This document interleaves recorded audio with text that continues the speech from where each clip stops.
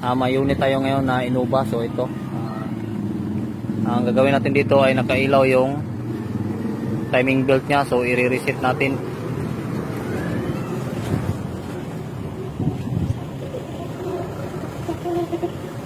Yan, so ito, so pinalitan na daw to ng timing belt pero nakailaw pa rin. So hindi alam nung mekaniko na nagpahit ng timing belt kung paano ma-reset yung timing belt light. So ang gawin natin ngayon ay i-reset natin.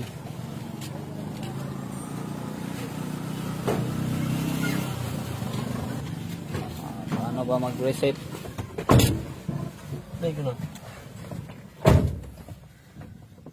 Yan, so i-reset natin yung timing belt. Try muna nating paanda rin.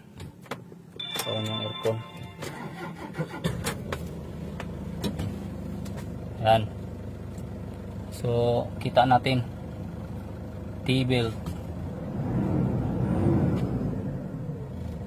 Okay, unit natin Toyota Innova. So paano ba mag-reset nito? So ganito lang, turo natin sa inyo para di na kayo mahirapan. So simula tayo sa start, paandarin muna natin. Yan, tapos hanapin natin yung Udo. Yan, sa Udo tayo. Tapos steady pause. Yan, tapos patay ng engine. Tapos steady lang ang pause natin. Steady lang. Pagkatapos ay bitiwan natin yung pagkapindot. Yan. So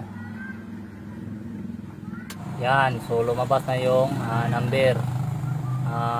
Round lang natin ng 1 to 20, tatlong bisis. Yan, 1 to 20. Pagkatapos ay sa 1 to 20, pag pangatlo, stop tayo sa 15. Yung pagka 15 ay steady pause lang hanggang sa mawala yung timing belt light. So bago natin bitiwan, pag nawala na yung timing belt lights, yun, so nawala, try natin paanda rin kung okay na ba.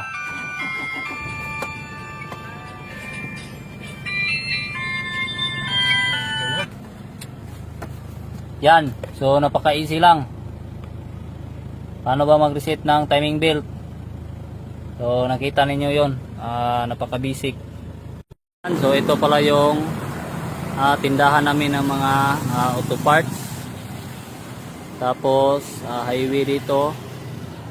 Yan naman yung shop namin.